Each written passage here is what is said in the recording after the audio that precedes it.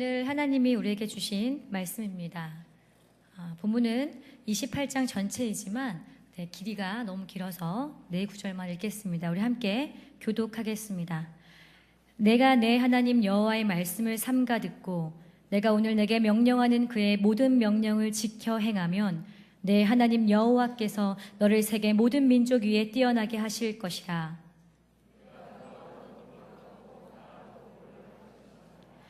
내가 만일 내 하나님 여호와의 말씀을 순종하지 아니하여 내가 오늘 내게 명령하는 그의 모든 명령과 규례를 지켜 행하지 아니하면 이 모든 저주가 내게 임하여 내게 이를 것이니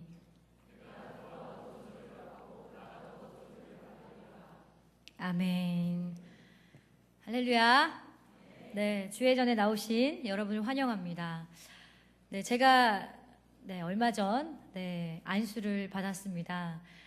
전도사라고 불리운 지 12년 하고 이제 목사라고 불리운 지 한 달 됐는데요.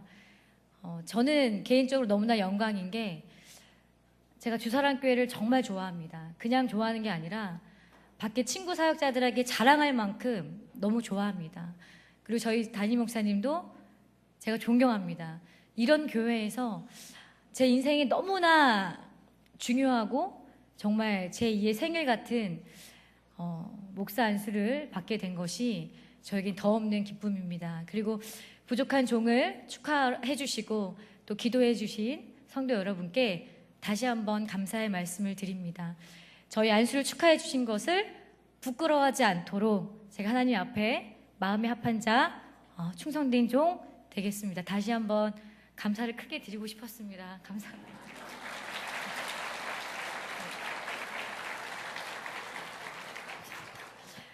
제가 아기학교와 유치부를 하고 있는데요. 설교하기 전에 하는 말이 있습니다. 그게 뭐냐면 자, 이제 우리는 특별한 하나님의 말씀을 들을 거예요. 말씀을 듣기 전에 자세를 바로 해야겠어요. 허리를 꼿꼿이 펴고 하셔야 돼요. 꼿꼿이 펴고 두 손을 무릎 위에 그리고 마음을 활짝 엽니다. 자, 우리 친구들 이제 들을 준비 되었나요? 네, 성도 여러분 들을 준비 되셨지요? 이제 말씀을 전하고자 합니다. 이 말씀은 오늘 하나님이 우리에게 주신 말씀입니다. 오늘의 본문인 신명기는 모세가 하나님의 말씀을 듣고 기록한 말씀입니다. 신명기가 기록된 때는 이스라엘 백성들이 광야 생활 40년을 마치고 막 가나안 땅에 들어가려던 그때입니다. 신명기의 이름 뜻이 무엇인지 아시나요? 신명기의 이름 뜻은 하나님의 율법을 되풀이한 기록이란 뜻입니다. 출애굽기, 레위기, 민수기에서 모세가 열심히 하나님의 율법을 설명하는데 신명기에서 다시 말하는데 진짜 하나님의 말씀을 지켜야 합니다. 여러분 하나님의 말씀을 들으십시오. 순종하십시오. 강조해서 다시 한번 말씀을 전한 게 신명기의 내용입니다. 하나님께 순종하면 어떻게 되고 불순종하면 어떻게 될까요?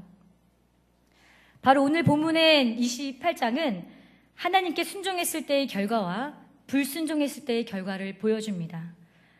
하나님의 말씀에 순종했을 때 어떻게 되는가? 오늘 본문을 메시지 성경으로 제가 다시 읽겠습니다. 눈으로 따라 읽어주시면 되겠습니다.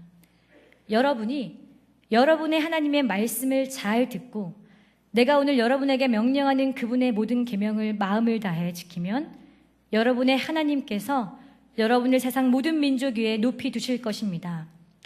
여러분이 하나님의 말씀에 응답했으므로 이 모든 복이 여러분에게 내려서 여러분 너머로 퍼져나갈 것입니다. 하나님의 복이 도시에 내릴 것입니다. 시골에 내릴 것입니다. 여러분의 자녀에게, 땅에서 나는 곡식에, 기르는 가축의 새끼에게, 기르는 소의 새끼에게, 기르는 양의 새끼에게 내릴 것입니다. 하나님의 복이 여러분의 바구니와 빵 반죽 그릇에도 내릴 것입니다. 여러분이 들어와도 하나님의 복을 내리고 여러분이 나가도 하나님의 복이 내릴 것입니다. 아멘. 엄청난 복이지요. 또 뒤에 말씀을 보면 자녀를 가진 부모님이 좋아하는 말씀이 나옵니다. 여러분을 머리가 되게 하시고 꼬리가 되지 않게 하실 것이며 여러분을 언제나 위에만 있고 아래에 있지 않게 하실 것입니다. 정말 자녀에게 너무나 축복하고 싶은 말씀이지요. 이러한 복이 다 우리 것이면 정말 좋겠습니다. 정말 살만나지 않겠습니까? 우리가 어딜 가든 복이 막 따라다녀요. 이곳에 가도 복이 오고 저곳에 가도 복이 오고 저 먼 곳을 가도 복이 오면 정말 살만나는 세상이지 않겠습니까? 실제로 성경의 내용을 보면 말씀 그대로 일어납니다. 노아를 잘 아시지요? 노아는 하나님의 말씀에 순종함으로 방주를 지어 구원을 얻었습니다. 요셉도 하나님께 순종함으로 노예로 팔려도 감옥에 억울하게 갇혀도 그 끝은 형통함이었습니다. 여리고성을 아시죠? 하나님의 말씀에 순종함으로 입을 닫고 여리고성을 돌았더니 정말로 여리고성이 스스로 무너졌습니다. 절대로 이길 수 없는 전쟁을 이기는 것입니다. 다니엘 또한 복을 받습니다.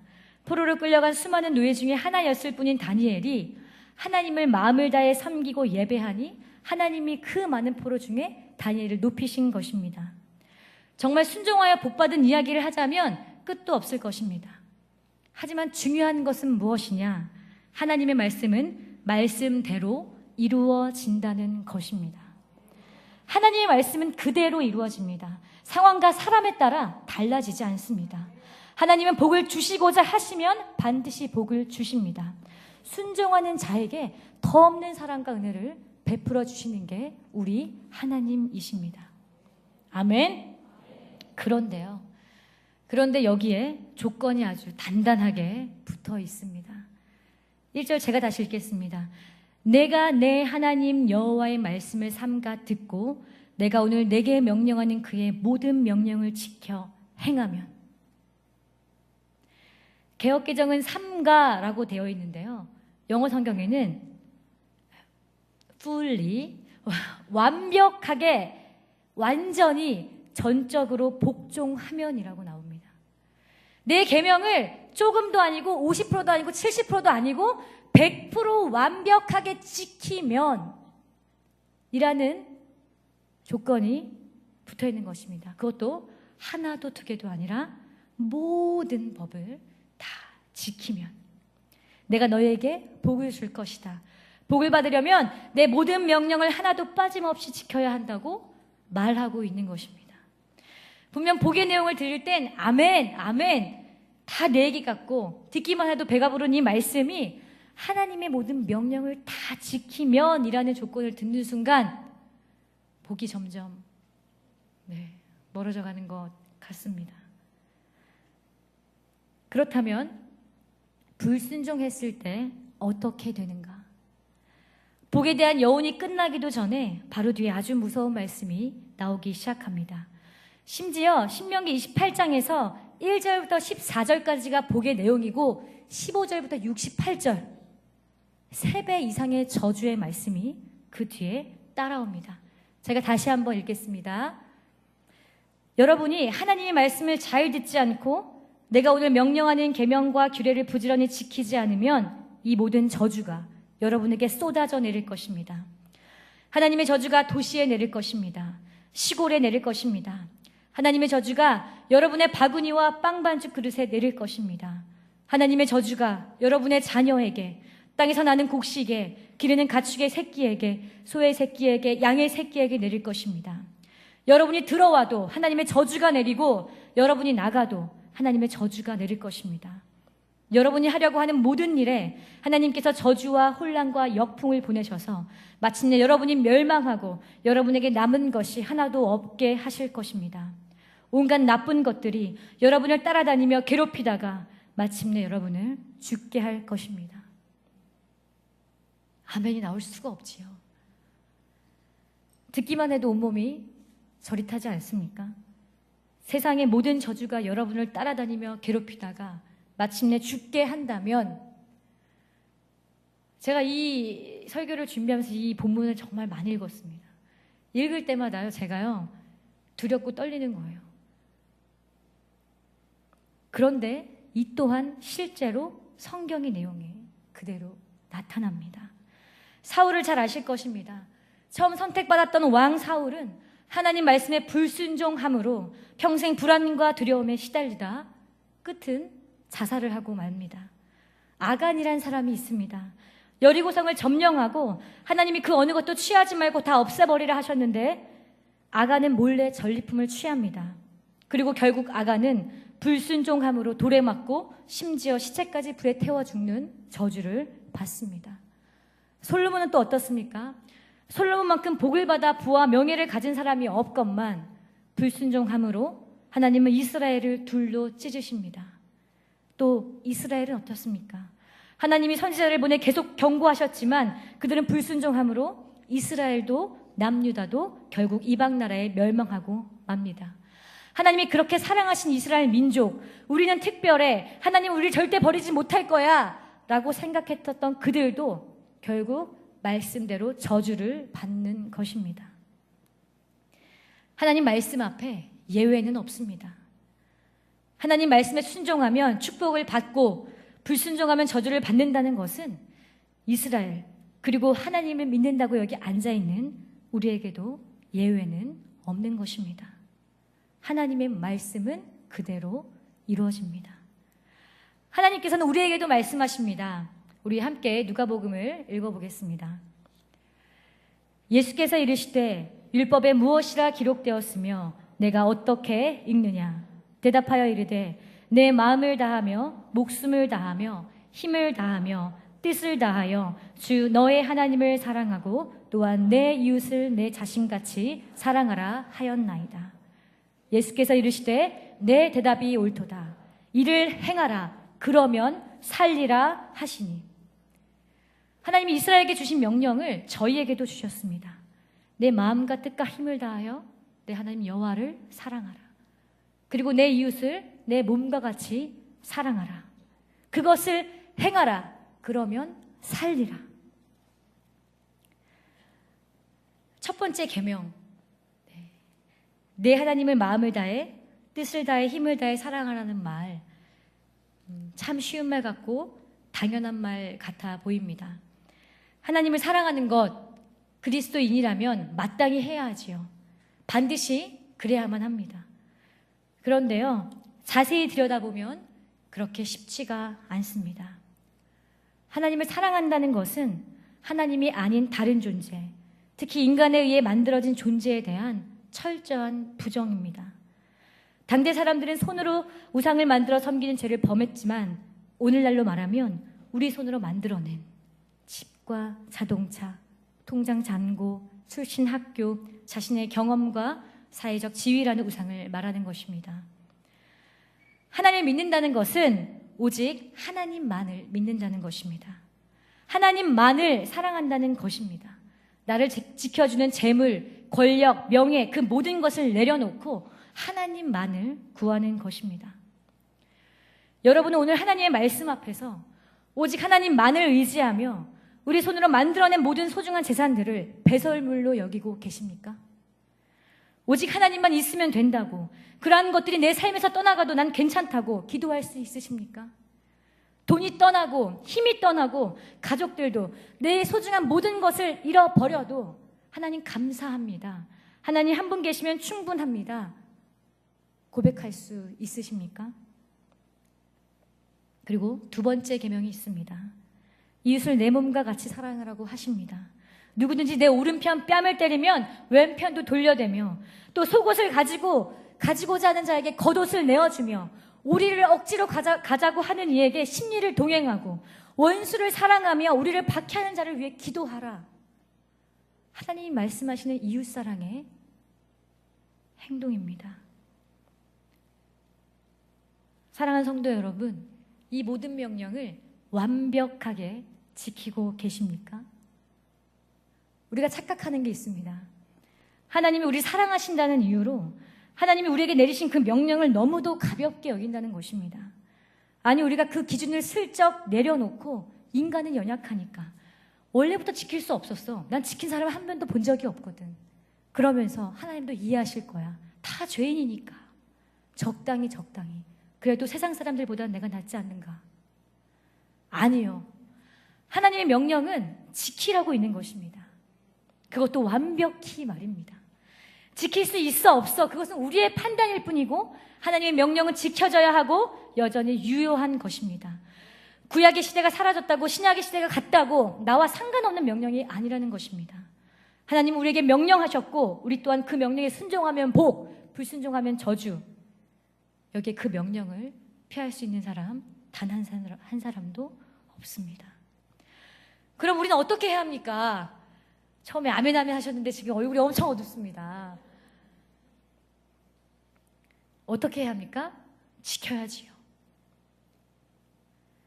하나님 명령 지켜야 살지요. 지켜내야만 복을 받지요. 만약 아니라면 지금까지보다 조금 더 노력하면 되겠습니까? 내 노력이 부족한 것 같으니 교회에 있는 모든 예배를 참석하고 새벽 예배 절대 안 빠지고 40일 금식 기도도 하고 쉬지 않고 말씀을 읽고 쓰고 교회 일에 봉사하고 나를 더욱더 막 채찍질하면 좀 더 나은 율법에 가까운 자가 되겠습니까? 마음에도 없는 용서를 억지로 하고 내가 더 많이 전도하면 내 삶은 어떻게 돼도 상관없겠지. 하나님 보시기에 닿겠지. 신앙의 횟수가 더해지면 1년, 2년 더해지면 좀 더 나은 우리가 될까요? 수많은 우리의 노력 너무나 중요합니다. 우리는 하나님의 법을 지키기 위해 정말 우리를 쳐서 복종시키고 또한 그래야 합니다. 그런데 그러면 그럴수록 우리가 너무나 마음이 무너집니다. 슬퍼집니다. 아무리 해도 하나님이 원하시는 그 완전한 거룩함을 이룰 수 없기 때문입니다. 참 괴롭습니다. 저도 참 괴롭습니다. 사실 오늘의 본문은 제가 목사 안수 받기 전에 하나님이 저에게 주신 말씀입니다. 하나님, 제가 이제 곧 목사 안수를 받습니다. 하나님 저에게 말씀을 주십시오. 그런데 하나님이 정말 말씀을 주셨어요. 그게 이 본문 신명기 28장 말씀이었습니다. 진아야, 내 말에 순종하면 복, 불순종하면 저주, 너의 삶이 그러할 것이다. 그리고 사울과 다윗의 모습을 생각나게 하셨어요. 아시죠? 사울은 버림받은 왕입니다. 네가 내 말에 순종하면 내가 너를 다윗과 같이 여길 것이고 불순종하면 사울과 같이 여길 것이다. 내 말은 그대로 이루어질 거야. 제가 얼마나 두려웠겠습니까? 이 본문을 읽으면서. 어떻게 보면 쉽다고 생각할 수 있겠어요. 지키면 되니까요. 하지만 전 너무 괴로웠습니다. 그 본문들을 읽으면서 그 어느 것 하나도 제가 완전히 지킬 수 없는 사람임을 알기 때문입니다. 하나님이 말씀하시는 각자의 방법이 있겠지만 저는 사실 자녀로 인해 제 존재를 더욱더 알게 됩니다. 교회에서 보이는 목사 말고요. 진짜 저의 존재 말입니다. 저는 정말 열정적인 사람이었습니다. 결혼 전에. 다들 첫사랑이 있으시겠지요. 저는 하나님을 처음 만났을 때 정말 도전 정신 그리고 열정이 정말 충만한 청년이었습니다. 말 그대로 하나님이 가라 하시면 가고 멈추라 하시면 멈출 자신이 있었습니다. 그런데 결혼을 하고 아이를 낳고 책임질 자녀가 생기다 보니 그거 쉽지 않게 되더라고요. 죽으면 죽으리라 했던 그 마음이 나 없으면 우리 애들 어떻게 하나. 애들이 혼자 살 수 있을 때, 독립할 때, 아니 결혼할 때까지 아니다. 좋은 할머니 한번 돼봐야지. 뭐 하염없이 뭐 조금만 더. 하나님 저를 위해서가 아니에요. 애들 챙겨야 되지 않습니까? 제가 그렇게 하나님께 막 설득시키는 거예요. 하나님. 또 이렇게 보면 또 자식을 또 엄청 사랑하는 것 같죠? 근데 또 그렇지도 않아요. 그렇게 정말 저는 아이를 위해 죽을 수도 있을 것 같아요. 차라리 얘네가 없어질 바엔 내가 없는 게 낫겠다. 근데 그렇게 사랑한다고 말은 하는데요. 저는 가끔 집을 나가고 싶을 때가 있어요. 이건 진심이에요. 여기 저희 시어머니와 어머니가 앉아 계십니다. 저희 진심임을 우리 시어머니가 아십니다. 같이 살고 있거든요. 도대체 얘는 누굴 닮아서 이러는가. 좋게 말해 에너지지, 다들 막 에너지가 막 넘친다는 거예요. 그 에너지 넘치는 아이랑 계속 있으면 저희 안에서 쓴뿌리가 막 올라오고요. 이 아이랑 헤어지고 싶다. 잠깐만 헤어지고 싶다. 지금 제주도에 있습니다. 너무 좋습니다. 그러니까 웃긴 거예요. 하나님, 내가 아이들을 위해서 뭐 이렇게 막 맡고 있는 게 많은데 정작 아이를 정말 사랑하느냐? 너 자신과 같이 사랑하느냐? 아이를 낳아보면 하나님 마음을 안다고 하는데요. 아이를 키워볼수록 나는 사랑을 할 수 없는 존재구나.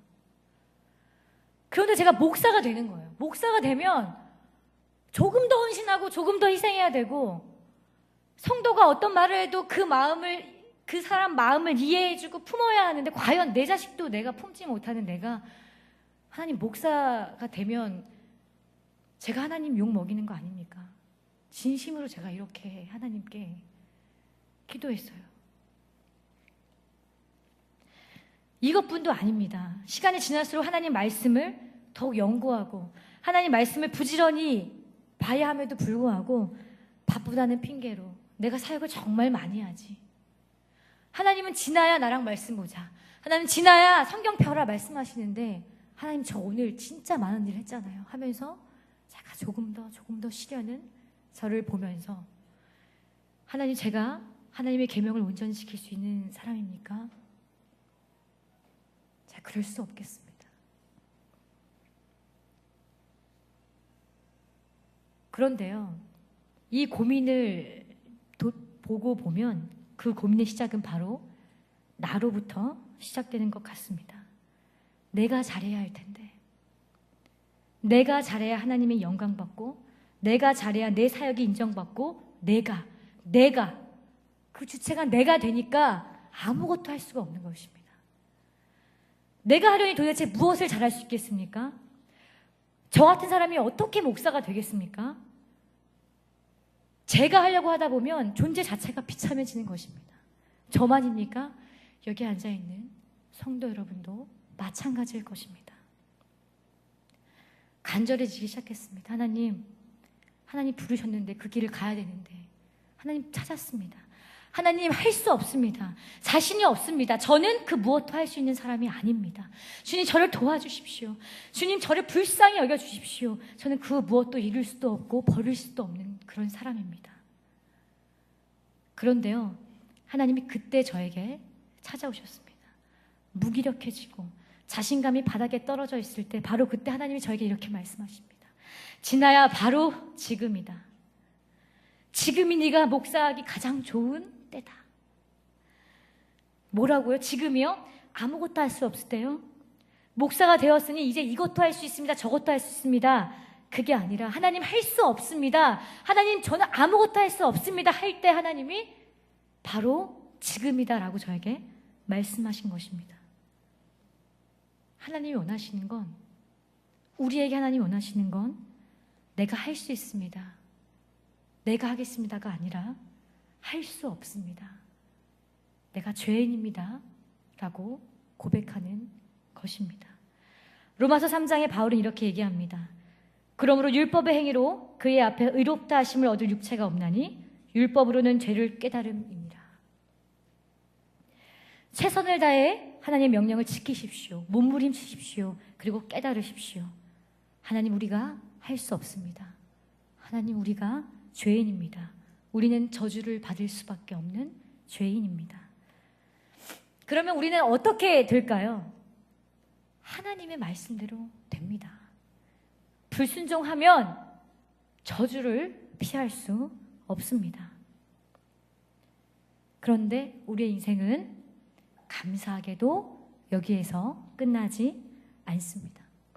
하나님은 우리를 저주에 내버려 두는 것을 기뻐하지 않으십니다. 아니, 우리보다 더 마음 아파하고 견디지를 못하십니다. 그래서 누구를 보내셨습니까? 예수 그리스도.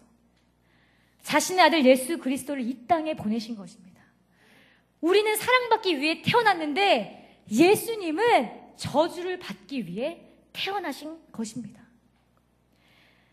갈라디아서 3장 13절에 이렇게 말합니다. 그리스도께서 우리를 위하여 저주를 받은 바 되사 율법의 저주에서 우리를 속량하셨으니 기록된 바 나무에 달린 자마다 저주 아래에 있는 자라 하였습니다. 구원은 그냥 이루어지지 않습니다. 불순종의 저주가 해결되지 않으면 구원은 없습니다. 불순종하여 받을 저주, 두렵고 온몸을 저릿하게 하는 그 저주, 예수님이 온몸과 온 인생으로 받으셨기 때문에 세상에 있는 모든 저주를 예수님이 다 받아내셨기 때문에 우리로부터 저주가 떠나가는 것입니다. 하나님은 행위로 구원받을 수 없는 우리를 위해, 저주의 자리로 가는 우리를 위해 예수를 우리에게 보내셨습니다. 아멘. 죄송합니다.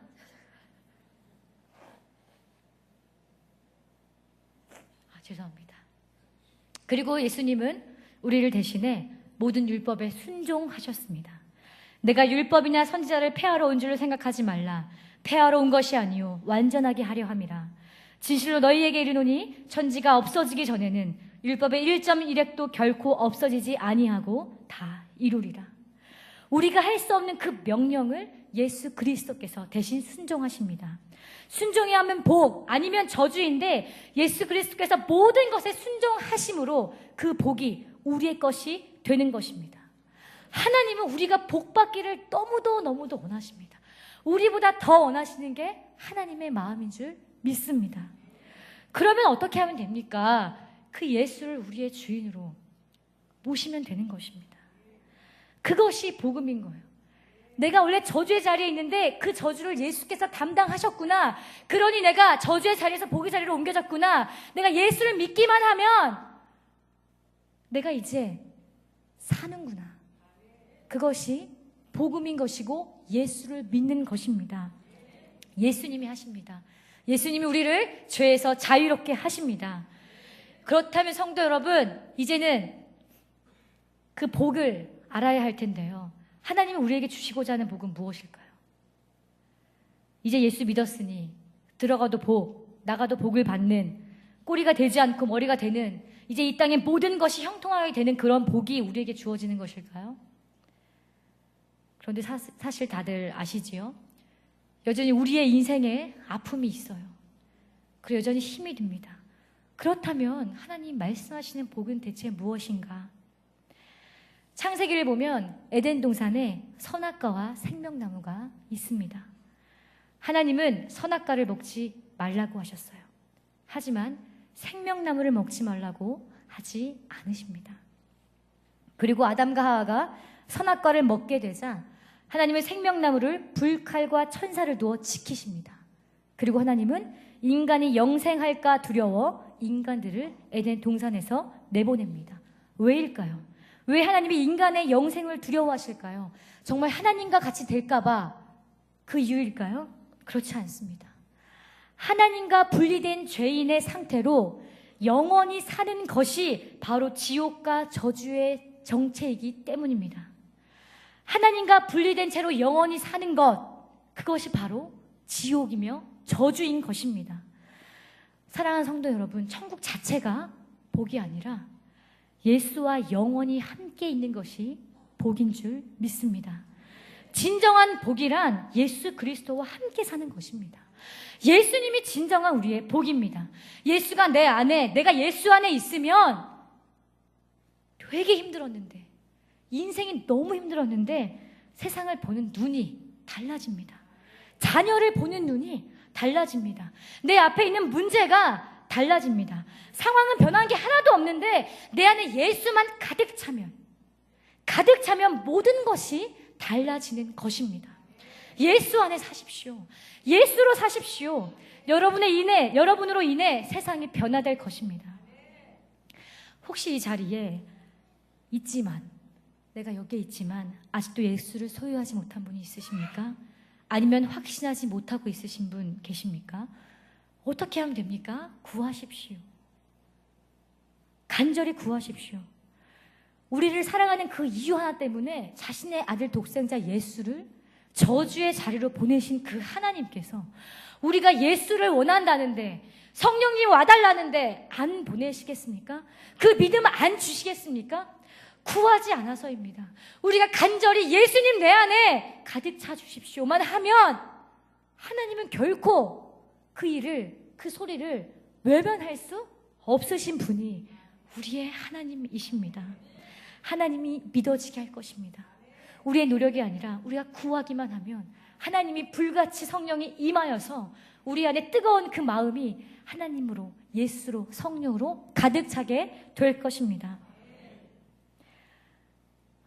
이제 마무리가 돼갑니다. 그러나 하나만 더 말씀드리겠습니다. 예수를 믿는다는 것은 예수를 아는 것에서 멈추는 것이 아닙니다. 예수로 행하는 것입니다.